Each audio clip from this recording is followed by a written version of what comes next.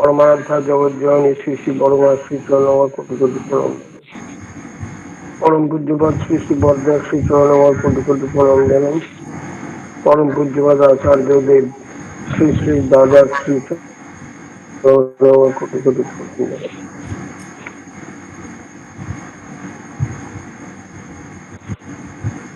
আজকের এই সৎসঙ্গে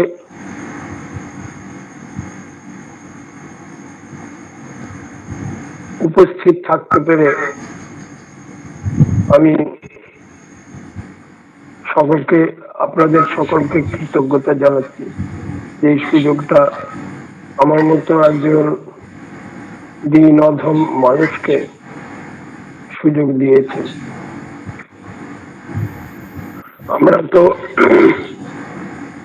আমরা যেরকম ভাবে সৎসঙ্গ করি সেরকম ভাবে আমরা সৎসঙ্গ করতে পারছি না। এক অপ্রত্যাশিত এক পরিস্থিতি আমাদেরকে আজকে এই অবস্থায় এনে ফেলেছে। আমাদের যে ইষ্টকর্ম করার অভ্যাস, যাজন দীক্ষা, ঠাকুর বাড়ি আসা যাওয়া, যার ভেতর দিয়ে আমরা প্রাণ লাভ করি, তাকে স্মরণ মনন করি, সেই স্বাভাবিক রকমটা আমাদের নাই। তাই আমরা এইভাবে ঠাকুরের দয়াকে আমাদের জীবনে মূর্ত করে তোলার জন্য ইষ্ট প্রসঙ্গ করে যাচ্ছি।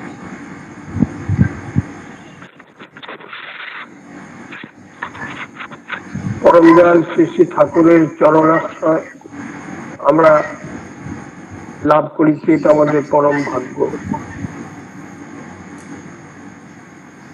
এটা যেমন পরম ভাগ্য, সেরকম আমরা আমাদের উদ্দেশ্য সম্বন্ধে আমাদেরকে সচেতন থাকতে হবে। আমরা ঠাকুরের হয়ে উঠতে চাই, তবেই আমাদের সার্থকতা। পরম দয়াল শ্রী শ্রী ঠাকুর বলেছেন যে আমার বলাগুলি যদি তোমার কথা ও চিন্তার খোরাক মাত্র হয় এবং সেগুলি যদি বাস্তবে ফুটিয়ে তুলতে না পারো, তাহলে পাওয়া যে তোমার তমসাচ্ছন্ন রয়ে যাবে তা কিন্তু অতি নিশ্চয়। আর তিনি যে আমাদের বলেছেন সেগুলি আমাদেরকে বাস্তবে ফুটিয়ে তুলতে হবে। সেটা আমরা চেষ্টা করলেই পারি। তাকে ভালোবাসার ক্ষমতা ঈশ্বর প্রতিটি মানুষকেই দিয়েছেন। তিনি আমাদেরকে সৃষ্টি করেছেন, তার দয়া আমরা পৃথিবীতে এসেছি। সেই জন্য তাকে খুশি করতে যা যা করা লাগে তা সবই আমাদের ভেতরে আছে। যজন যাজন ইষ্টভীতি স্বস্তিনী সদাচার, এইগুলি পালন করার ভেতর দিয়ে আমাদের সেই গুণগুলি জীবন্ত হয়ে ওঠে, বিকশিত হয়ে ওঠে। এখানে কোনো ফাঁক বা ফাঁকি চলে না। এই জন্যই চলে না যে যিনি আমার সব দেখতে পান, তার কাছে আমি কি করে ফাঁকি দেব। পরম পূজ্যপাদ শ্রী শ্রী বরদার একবার তখন আমি 60 সূর্য সেচ মন্দিরে থাকি। আমি কোনো কাজে মালদা গেছিলাম, মালদা থেকে সোজা ঠাকুর বাড়ি আসি। যেদিন এলাম ভোরবেলা, সেই দিন শ্রী শ্রী পিতৃদেব শারীরিক অসুস্থতার দরুন ঠাকুর বাড়ি যেতে পারেননি, নিজের বাস গিয়েই বসেছিলেন।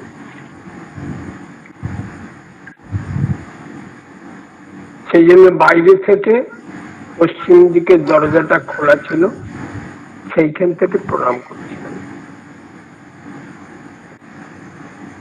আমাকে বিছানায় বসিয়ে আমার নাম ধরে ডাকলেন। আমি বললাম আগে। তারপরে আমার ইশারা করলেন যে ঘরের ভেতরে আয়। তার আগে আমি শ্রী শ্রী বড়দার ঘরে কোনোদিন প্রবেশাধিকার পাইনি। ঘুরে গেলাম তার ঘরে, যে ঘরের এক কোণে আমি গিয়ে বসলাম দূরে। আবার আমাকে চোখ দিয়ে ইশারা করে বললেন সামনে আয়। সামনে গেলাম,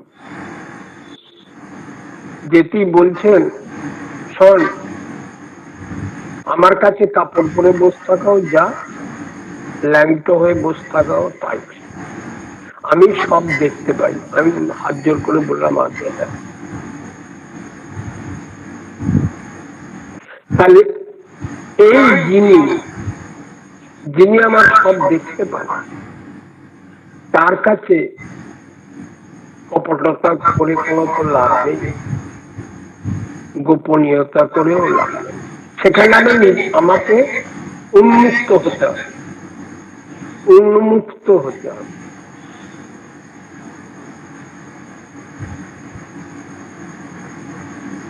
ঠাকুর বলছেন উন্মুক্ত হও তার কাছে যে তোমার পরিধেয় হবে দীপন সৌন্দর্য।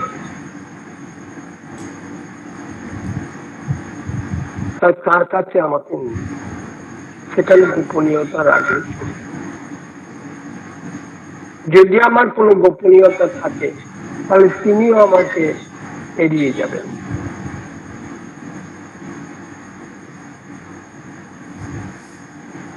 সেরকম স্বামী স্ত্রীর ভেতরে যেমন গোপনীয়তা বলে কিছু নাই, সেই রকম যে গুরু এবং শিষ্যের মধ্যে কোনো গোপনীয়তা নাই।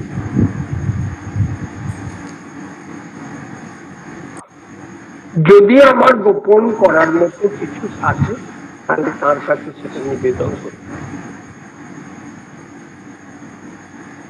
এই জন্য আমরা চেষ্টা করি যে যতটা সম্ভব আমরা তার কাছে উন্মুক্ত থাকি।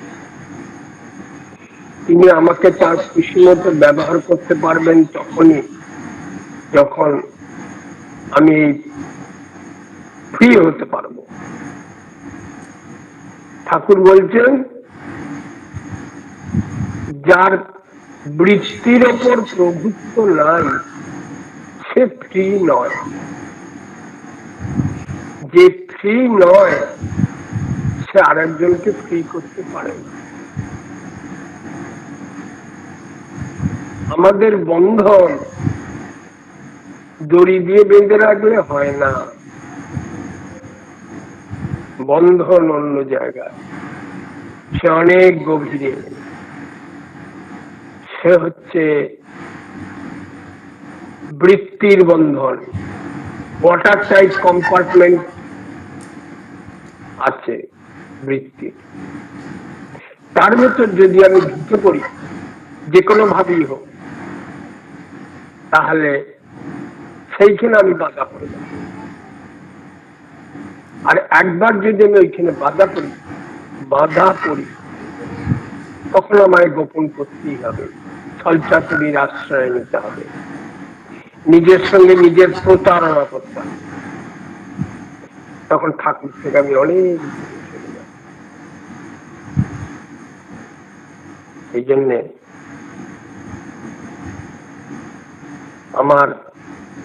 আমাকে যদি প্রভুকে সম্পূর্ণ স্বাধীনতা দিতে হয় যে দয়াল তুমি আমাকে ব্যবহার করো তোমার ইচ্ছা মতো, আমি তাহলে দাঁড়াবে কি, তাহলে এগুলি থেকে সরে যেতে হবে।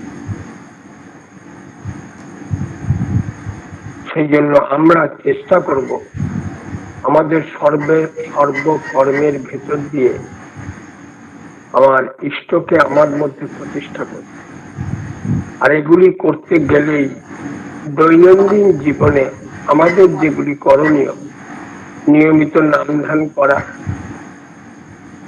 ঠিক সময়ে ইষ্টভৃতি করা, ঠিক সময়ে প্রার্থনা করা, এগুলি আমাকে করতে হবে। নিরামিষ আহার করা, এগুলি আমাকে করতে হবে। নিয়মিত নাম ধ্যান শিশু বর্দা বলেছিলেন আমাকে একদিন জিজ্ঞেস করলেন, নাম ধ্যান করিস? আমি নাম ধ্যান করি। কিরম করিস? আমি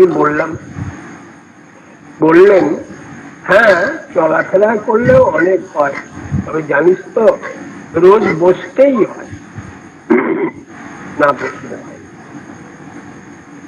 তার সান্নিধ্যে একান্তে রোজ বসতে হয় 8 ঘন্টা থেকে 45 মিনিট, তার কমে হয় না।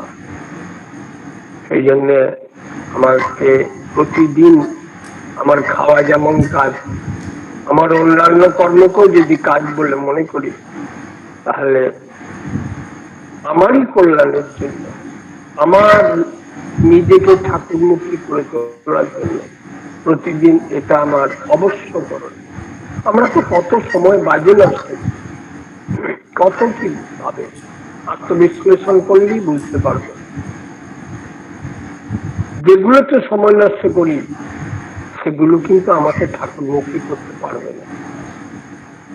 অথচ আমার জীবনের উদ্দেশ্য হচ্ছে তাতে তন্ময় হয়ে থাকা, যাতে আমি 24 ঘন্টা তাতে তন্ময় হয়ে থাকতে পারি। এইটা আমার উদ্দেশ্য। আমার মানসিক জগতে যেন আর কারো প্রবেশের অধিকার নয়, তিনি সেখানে তার আমার হৃদয় রাজ্যে তিনি 24 ঘন্টা জাগ্রত হয়ে থাকবেন। এইটি আমার প্রার্থনা সবসময়। কিন্তু তা করতে গেলে আমাকে সেরকম ঠাকুরকে একদিন জিজ্ঞেস করেছিলেন যে পরম পিতার দয়া কি সবার প্রতি সমান? ঠাকুর বললেন ইকুয়াল নয়, ইকুইটেবল। যে যেমন তাকে যতখানি গ্রহণ করে তিনিও তাকে ততখানি দয়া করেন। সেই জন্য এই জগৎটা এমনই, এই জগতে কোন রকম বিচারিতা চলে না। আমাদের ভুল ত্রুটি নাই যে তা নয়, কিন্তু আমরা যদি চেষ্টা করি তাহলে আমরা অনেকখানি এর ঊর্ধ্বে উঠতে পারি। শ্রীকৃষ্ণকে অর্জুন বলেছিলেন মন খুব চঞ্চল, তাকে আটকানো খুব কঠিন ব্যাপার। ভগবান শ্রীকৃষ্ণ বললেন, হ্যাঁ তা সত্য, তবে অভ্যাস আর বৈরাগ্যের দ্বারা তাকে সংযত করতে হবে। মন যদি অসংযত হয় আমাকে আমার প্রভুর কাছ থেকে দূরে নিয়ে চলে যাবে। আমি সেটা চাই না, আমি তার থেকে দূরে যেতে চাই না। আমি প্রভুর সন্নিকটস্থ হয়ে থাকতে চাই। ভালোবাসার জগৎটা হচ্ছে যে আমার প্রিয় বল, যাকে আমি ভালোবাসি, যার থেকে আমল আমার পৃথিবীতে কেউ নাই, আমি তার সন্নিকটস্থ হয়ে থাকতে চাই। ঠাকুর বলছেন তুমি প্রেষ্ঠই বলো ইষ্টই বলো, মোট কথা তিনি অত্যাজ্য, তিনি অত্যাজ্য, তাকে ত্যাগ করা যায়। এই অত্যাজ্য বলে তিনি আসল, আর কিছু থাক বা না, সবকিছুকে ত্যাগ করা যায় তার জন্য, কিন্তু কোনো কিছুর জন্য তাকে ত্যাগ করা। ঠাকুর এক জায়গায় বলছেন, ধরো আমার জন্য বাবা মা, ভাই বোন, স্ত্রী পুত্র, পরিবার পরিজন, ধন জন, মান সম্মান, প্রভাব প্রতিপত্তি, সুখ ঐশ্বর্য, স্বাদ আহ্লাদ, এমনকি তোমার প্রিয়তম জীবনও যদি উপেক্ষা করতে না পারো, তাহলে জেনে রেখে দিও যে আমি তোমার জীবনে প্রাইমারি নই। আর যদি আমাকে তোমার নিজের জীবনে প্রাইমারি করতে না পারো, তাহলে অন্য কারো জীবনেও পারবে না। ঠাকুর বললেন, তাই বলি ঈশ্বর প্রতি মানুষ কেন, যার জীবনে ইষ্ট প্রাইমারি, সে কোনো কিছু কোন অবস্থাতেই সে ইষ্টকে ফরসেট করবে, দুনিয়ার সবাইকে ছেড়ে দেবে, তাকে ছাড়বে। কারণ আমরা জন্মেছি একা, যখন আমার মৃত্যু হবে তখন একাই চলে যাব, কেউ আমার সঙ্গ নেবে না। সেই একমাত্র সঙ্গী হচ্ছেন পরম দয়াল, তাছাড়া আর কেউ নাই, যত চেষ্টাই করি আমি। ঠাকুর বলছেন, তোমার প্রীতি পৃষ্ঠে যতক্ষণ নিঃস্বার্থ ভাবে কেন্দ্রায়িত না হচ্ছে, তুমি পিতামাতার সেবাই করো, স্ত্রীর প্রতি অনুরক্তই হও, তোমার স্বামী ভক্তি থাকুক, সন্তান সন্ততির প্রতি ভালোবাসাই থাকুক, অর্থ ঐশ্বর্য মান সম্মান যাতেই তুমি অনুরক্ত হও না কেন, যেন এই সবই নিয়তির নিগ্রহ ছাড়া আর কিছুই নয়। কারণ এই ভালোবাসা হচ্ছে শোষণ সংশয়, এ তোমাকে তার দিকে এগিয়ে দেবে না। তাই দুনিয়াকে ভালোবাসার ক্ষতি নাই, কিন্তু সব ভালোবাসাই যেন তার প্রতি প্রেমের প্রতিফলন হয় মাত্র। ঠাকুর আরো বললেন, ভক্তি ও ভালোবাসায় আত্মপক্ষ সমর্থন নাই, তাই অভিমানও নাই, আছে উদ্যোগ্র মমতা সেবা। সেই জন্য আমরা যতই বলি ঠাকুর যেটা চান সেটা আমাকে করতে হবে। ঠাকুর সত্যানুসরণে বলেছেন, যদি কোনোদিন তোমার প্রেমাস্পদকে বিকিয়ে নিমজ্জিত হয়ে থাকে আর ভেসে উঠবার আশঙ্কা দেখো, তবে জোর করে তৎক্ষণাৎ নিমজ্জিত হয়ে বিগত প্রাণ হও, দেখবে তোমার প্রেমাস্পদ কত সুন্দর, কেমন করে তোমার আলিঙ্গন করে আছেন। তাহলে প্রেমাস্পদ যে সুন্দর, কেমন করে তিনি আমাকে আলিঙ্গন করে আছেন, এটা দেখতে গেলে আমাকে ওই অবস্থায় নিয়ে যেতে হবে। জগতের দিকে তাকিয়ে লাভ নাই, জীবন রক্ষার্থে যতটুকু আমার করণীয় সেইটুকু বাদে আর কোনো কিছুর প্রতি যদি আমি আসক্ত হই বা সে আমাকে টেনে নিয়ে যায়, তাহলে রক্ষা করার সময়ে কাউকে আমি পাব না। সেই জন্যে আমার থাকতে দরকার। ঠাকুর বলছেন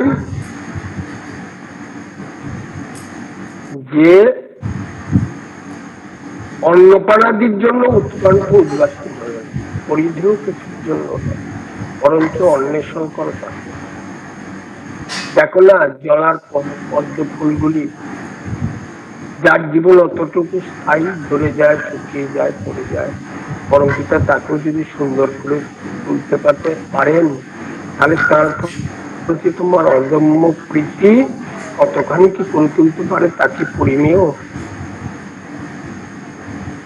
ঈশ্বর কার কি প্রয়োজন সবই জানেন, বিনায়িত বৈধি চন্দ্রের ভিতর দিয়ে সবাই তা পেয়ে থাকে। তাহলে আমার প্রয়োজনটা যিনি জানেন, তার কাছে আমার চাওয়ার কিছু নাই। পরম পূজনীয় বাবাই একটা কথা বিভিন্ন জায়গায় বলেছেন যে আমার প্রয়োজনে ঈশ্বরের কাছে কিছু চাইলে তা তিনি মঞ্জুর করবেন। আমি যদি আর একজনের প্রয়োজনে বলি, তিনি মঞ্জুর করবেন। অনেকবার বলেছেন এই কথা। তাহলে কথাটা হচ্ছে যে আমার প্রয়োজনে আমি বলতে থাকবো না, আমার প্রয়োজন তিনি জানেন, আমাকে তার কথাগুলি মেনে দিতে। ঠাকুর বলছেন, মানুষের মন থেকে ভালোবাসাটা সরিয়ে নাও, দেখবে সব বাউরা হয়ে গেছে। ভালোবাসা থেকে আমাদের জন্ম, সেই জন্য ভালোবাসা যা আছে আমাদের ঈশ্বর দিয়েছেন, সেই ভালোবাসা তার সেবায় লাগানো। শত শ্রেষ্ঠ আশ্রয় যাক, উন্নতি হয় আবার। হাজার হাজার লক্ষ লক্ষ মানুষ তার চরণতলে এসেছে, আসছে। তারা এসে তার দয়ায় তাদের জীবন উন্নীত হয়েছে। মানবতার চরম বিকাশ, মানুষ তার শ্রদ্ধা, ভক্তি, বিনয়, দীনতা, পারস্পরিকতা, সহানুভূতি, ত্যাগ, এই গুণগুলি তাদের ভেতর কালচার হচ্ছে। মানুষের ভেতরে দেশ, হিংসা, পরশ্রীকাতরতা, ক্রূরতা, ফলতা এসবও আছে, কিন্তু যেটা কালচার হয় সেটা বাড়ে। তিনি বলছেন, জগতে যত সমস্যা তার পিছনে আছে অপ্রেম, ভালোবাসার অভাব। আমাদের সেই ভালোবাসা তিনি দিয়েছেন, তার কালচার করতে হবে, যাতে আমরা সবাইকে ভালোবাসতে পারি। ঠাকুর বলছেন, প্রার্থনাময় হলে মানুষের চরিত্রই বদলে যায়। প্রার্থনাময় হলে মানুষের চরিত্রই বদলে যায়। দেখা যায় যে সে পরিবেশের সবার প্রতি তার ভালোবাসা মজ্জাগত হয়ে, আর আমাদের এই ভালোবাসার পরিবেশের প্রতি যত বিস্তার লাভ করবে, পরিবেশও আমাদের প্রতি তত ঝুঁকে আসবে, এবং তখন আমরা নোন আননোন বহু সোর্স থেকে প্রকৃতির আনুকূল্য লাভ করব। তার দয়ার অন্ত নাই। পরম পিতার তন্ময় হয়ে চলার যে সুখ, সে সুখের আর তুলনা হয় না। সে কোন কিছুর জন্য তাকে ডাকে না, তাকেই ভাবে, তাকেই কয়। সেই জন্যে এই যে তাকে তন্ময় হয়ে চলার যে সুখ, আমরা তো এখনো সেই সুযোগ পেয়েছি। ঠাকুর বলছেন, পুত বান্ধব উত্তর পুরুষ, আজ যদি তুই ভাগ্যবান, যিনি তোমার সাথে থাকেন, তোর প্রতি যার গভীর টান। আমাদের সেই সুযোগ আছে, যার ভিতরে পরম দয়াল শ্রী ঠাকুর জীবন্ত হয়ে আছে, আচার্যদেব আছেন। তাকে ভালোবেসে তার ইচ্ছা পরিপূরণ করার ভেতর দিয়ে আমাদের ঠাকুরের প্রতি ভালোবাসাটা প্রতিভাত। এছাড়া আমাদের আর কোন উপায় নাই। শ্রী দাদা বলেন, ঈশ্বরকে দেখা যায় না, তাকে অনুভব করতে হয়, তাকে অনুভব করতে হয়। ঠাকুর মানুষকে নিয়ে চলতেন, মানুষের প্রতি তার ব্যবহার, আচরণ, কোনো মানুষকে তিনি ফেলতেন না, কিছুতেই না। তার যত দোষী থাকুক, এখানে একটি মা থাকতেন আগে, কালী ষষ্ঠী মা, তার বড় ছেলে সুরেশ দা, তার মাথাটা একটু কখনো কখনো একটু অন্যরকম হত। একদিন তিনি করেছেন কি, ভোরবেলা সব ঘরে তালা দিয়ে দিয়েছেন, যে চাবিটা নিয়ে ঠাকুরের কাছে।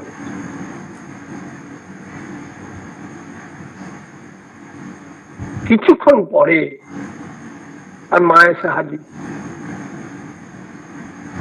এসে বলছে ঠাকুরকে যে, ঠাকুর কি বিপদ হয়েছে আমার। ঠাকুর বললেন, কেন, কি হয়েছে? বলে ও সকালবেলা সব ঘরে তালা মেরে আপনার কাছে চলে এসছে চাবিটা দিয়ে।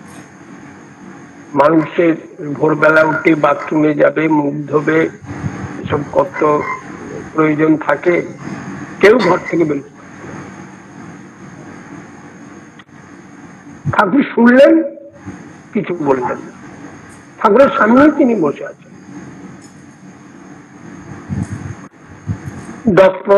5-10 মিনিট পরে ঠাকুর হঠাৎ তাকে বললেন, এই সুরেশ, দেখ তো চেরি গাছের ফলটা খেতে কেমন মিষ্টি কিনা। সে তাড়াতাড়ি উঠে চলে গেল চেরি গাছটার কাছে, ফলগুলো খেলো, 2, 4, 5টা খেয়ে ফিরে এসে ঠাকুরকে বলল, ঠাকুর ফলগুলো খেতে মিষ্টি, বলেই চাবির গোছাটা তার মায়ের কাছে ছুঁড়ে ফেলে দিল, বলে তোর চাবি।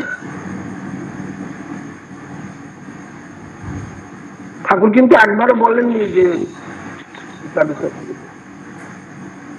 তার ট্রিটমেন্টটা কি। এইরকম করে বিভিন্ন প্রকৃতির মানুষ, এমন মানুষ যার দিকে হয়তো আমরা সহ্য করতে পারি না, মেনে নিতে পারি না, সেই সব মানুষকে তিনি কেমন করে তার জীবনের পরিবর্তন ঘটিয়ে তাকে মানুষে উন্নীত করেছে। এরকম কত মানুষ ছিল। আমি তো একটা ছোট্ট কথা বললাম, আরো বিচিত্র মানুষ সব তার কাছে ছিল, বিচিত্র। তো এই ভিন্ন প্রকৃতি, এই বিয়ন্ড টলারেশন, যাদেরকে আমরা সহ্য করতে পারি না, যেসব আচার আচরণ, সেই সব মানুষকে নিয়ে তিনি যখন পাবনা থেকে এখানে এলেন, এইসব মানুষ তো তার সঙ্গে এসেছে, কাউকে তো ছাড়েননি তিনি। তার মতো করে তিনি সবাইকে আশ্রয় দিয়েছেন, দুটো খেতে পড়তে দিয়েছেন, সরকারি কোনো সাহায্য কোনোদিন নেননি। এই করে তিনি আমাদেরকে দয়া করে চলেছেন, আজ থেকে নয়, কতদিন থেকে। আমরা যখন আমরা তাকে ভালোবাসলে আমাদের যা করণীয়, তিনি যা বলছেন এটা বাস্তবে করে আজকে দেখুন, শিশু বরদা তিনি দয়া করে এই একই কাজ করে গেছেন, মানুষকে আশ্রয় দিয়ে মানুষের কল্যাণ যাতে হয় তাই করে গেছেন। হাজার হাজার মানুষ তার কাছে এসেও জীবনের কত কঠিন সমস্যার সমাধান লাভ করেছে, সেসব আপনারা প্রচুর জানেন। আচার্যদের শিশির দাদার কাছেও তাই, কত মানুষ এখনো নিত্য আসছে। আজকে পরিস্থিতি যত সংকটজনকই হোক, কিন্তু আমরা আমাদের এই প্রচেষ্টা মানুষকে ঠাকুরের করে তোলা, পরিবেশকে ঠাকুরমুখী করে তোলা, কারণ পরিবেশ ছাড়া আমরা বাঁচতে পারবো না। দাদা প্রায় বলেন যে কথা, কেউ একা বাঁচতে পারে না, সবাইকে নিয়ে বাঁচতে হয়, আর কাউকে তুমি বাদ দিতে পারবে না। তাহলে আমরা পরিবেশ পরিস্থিতি সবাইকে নিয়ে আমরা যাতে পরম পিতার সেবায়, নিজে যেমন তার সেবায় নিজেকে ব্যবহৃত করে আমি সার্থকতা লাভ করব, তেমনি আমাদের সবসময় প্রচেষ্টা থাকবে যে কেমন করে সবাইকে আমি ঠাকুরের সেবায় লাগিয়ে তাদের জীবনও সার্থকতায় ভরে উঠবে, এই প্রার্থনা এবং প্রচেষ্টা নিয়মিত করাটাই আমাদের সাফল্য। জয় গুরু, বন্দে পুরুষোত্তম। আপনারা সবাই ভালো থাকুন।